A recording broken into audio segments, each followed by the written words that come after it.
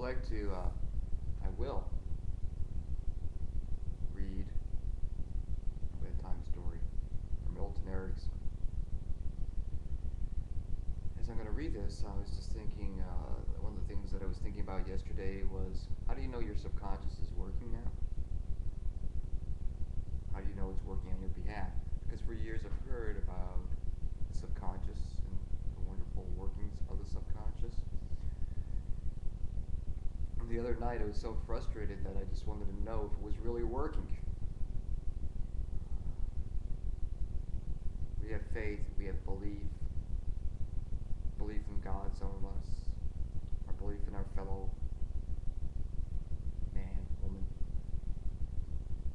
coins, that it's going to work a certain way. Our government's going to work a certain way. It's going to work to benefit the people. And here I am, thinking about a lot of work that I've done,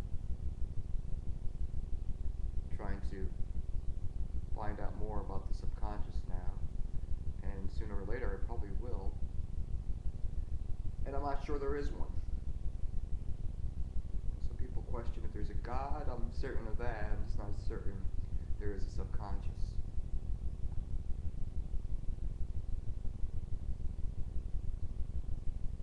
And then I began to think about, what if there was one and we needed to get it into action now? And one of the questions I have is, what would subconscious look like if it was truly working for us and on our behalf? An interesting question. Anyway, here's my bedtime story. It's from an excellent book, My Voice Will Go With You, The Teaching Tales of Milton H. Erickson by Sidney Rosen. So, if you have time, you can go out and buy that book. It's available at Borders, I know that for sure. Probably kept that. It's one of the books that I pass out, I give out to people a lot of times. Just because I enjoy it. I think more people should understand miracles in the sense of not only religious miracles, which I believe all miracles are religious, but also in the sense of how the brain works and the psychology behind the brain,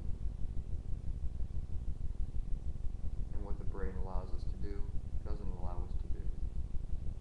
And I think we've limited our thinking in many ways. It's time for an expansion of that thinking.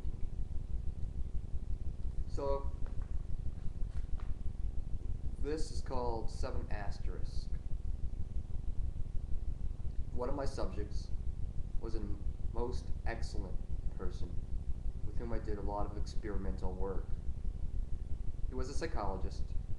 He had a master's degree, and he was really undecided about his future.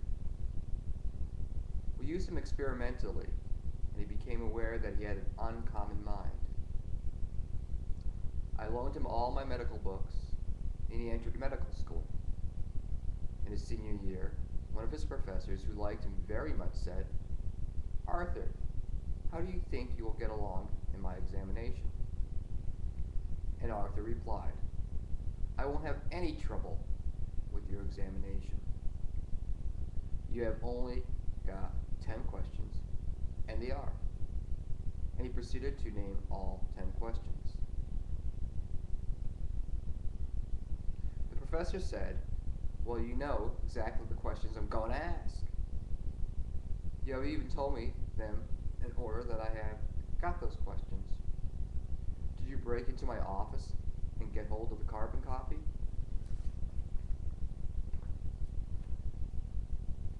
Well, that's when they had carbon copies. Now it would be computer files.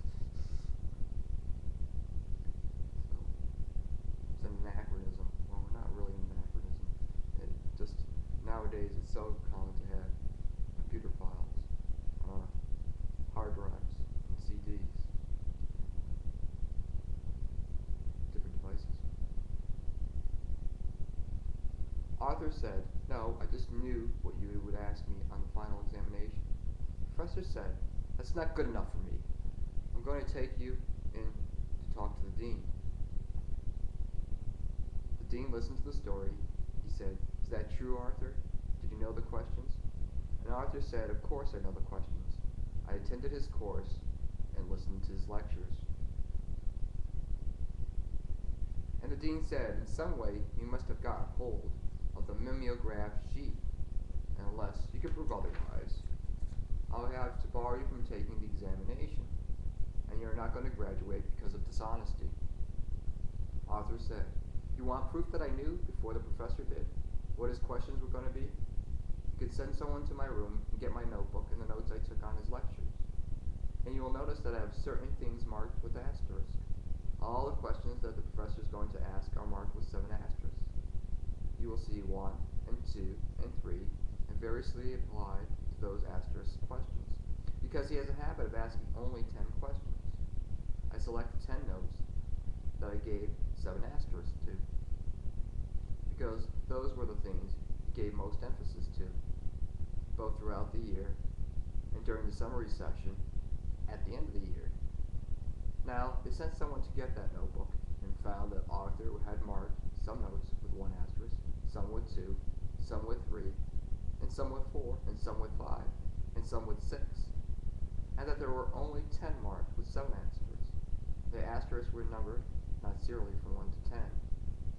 The middle one was 1, and maybe the top one was 9, and so on. Then the dean said, "You don't have to take the examination.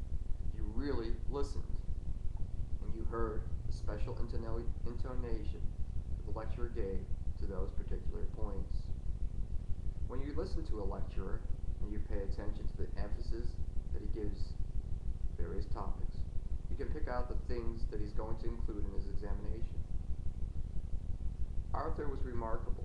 He had a remarkable sense of hearing and a remarkable sense of pitch. So he always knew in advance what topic would be included on the examination. The teacher would give it away. The teacher would give it away. They tell you what is most important, and they always want the importance to be recognized by the students. Now, sometimes they think a point that is not really important is important. Be careful to remember that point, because that will be included in the examination. Communication is a very complicated thing. One facial expression, our eyes, the way we hold our bodies, the way we move our bodies and our extremities, the way we move our heads, and so on, the way we move certain individual muscles, all this discloses a lot of information. And so my own experience with this is kind of funny. Years ago we had tape recorders, which recorded the human voice. And during my lectures, I had a very easy way of dealing with professors. And the same thing, you listen to the intonation and they'll highlight it for you. Just come out what is important.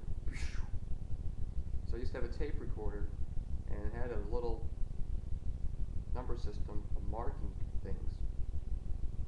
And I would take a notepad when I heard that, it wasn't an asterisk, and put down 232, which was the number that was important to listen to. And so then in review, you didn't have to go through the whole lecture once again.